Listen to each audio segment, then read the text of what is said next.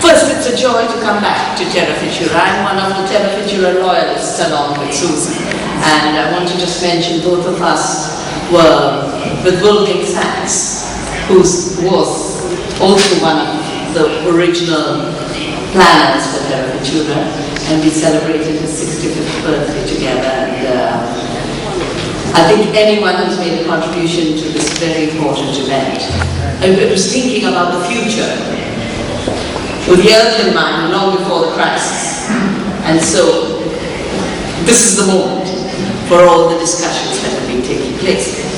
And as I was listening to the two stories, the story of the company in Florence, wonderful cooperative in Calabria,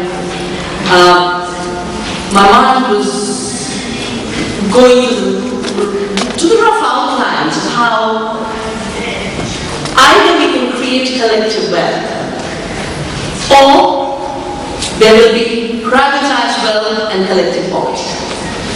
And I want to just give you three figures so that you can relate to what then I would say about real prosperity.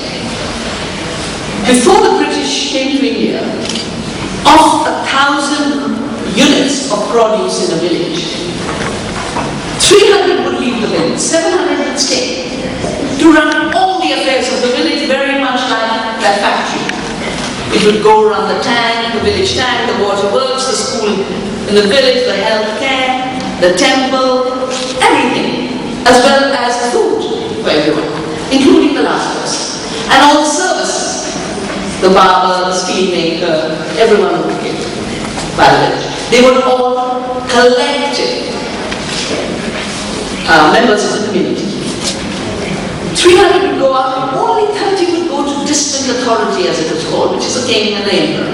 Only 30 out of 1,000. When the British came in, they changed the whole revenue system and the whole rent collection system. It became 700 out of the village, 300 in the village. And of the 700, most of it came to England. And that explains why England got rich, India got poor. I think where we are at is a community produces 1,000 units of whatever. It could be clothing, it could be food, it could be cheese.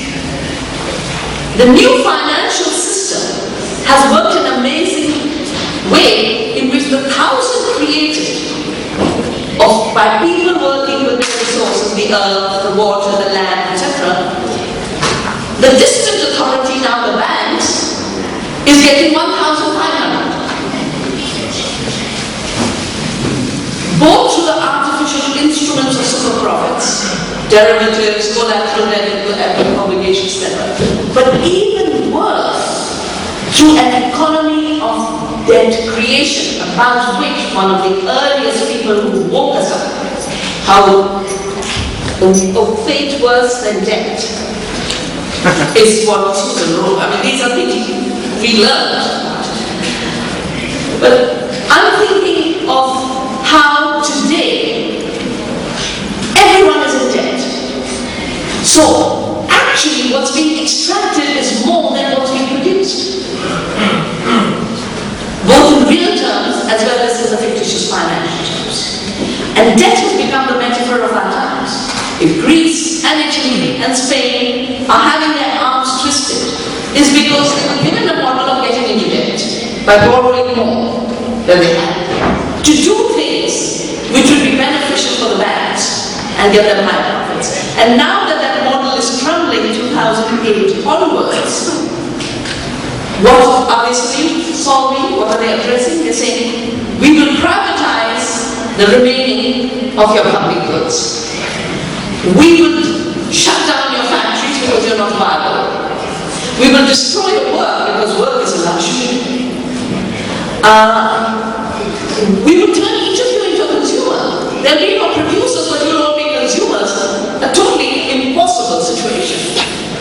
And we will use the strongest arms measures to force this on you. In our parts of the world, this came in the name of structural adjustment by the World Bank and IMF. In Europe, it's coming in the name of austerity, but it's also structural adjustment. Even in India, 91, they would say, tighten your belt, tighten your belt. And we have cartoons about this person who's got no stomach because he's so hungry. And he has no bed. And they say, "Tighten your belt."